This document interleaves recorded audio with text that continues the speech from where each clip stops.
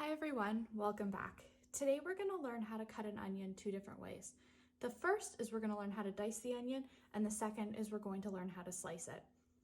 The first step for both is to grab a sharp knife, holding it with a nice firm grip, and cut the ends off both sides.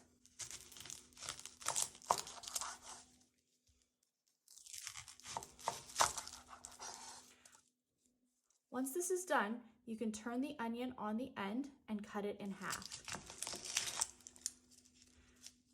From here, remove and discard all the paper. Now take your first half of the onion and we're going to start with dicing.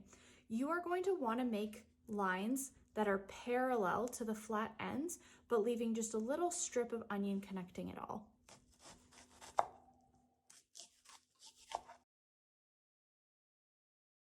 As you can see, I have strips put all the way along the edge, but just a little bit of onion left to connect it. You are going to turn it 90 degrees so that your lines are now perpendicular to your knife, and you're going to make cuts following the curve of the onion. Once you get to halfway, you can turn it on its side and keep cutting the rest of the way around. When you get to the last bit that no longer has the slices, you're going to turn it sideways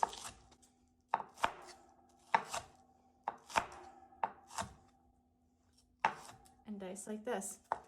And you are left with perfectly diced onion. Now for slicing an onion, you have two different options. If you would like longer, more half moon shapes, what you can do is you can turn the onion so that you have your flat ends pointed to the top and bottom of the cutting board, and you can simply make thin slices all the way through. And that will give you these nice half moon shapes. If you would like shapes that are more matchstick, you can turn the onion 90 degrees and you're going to cut following the curve of the onion.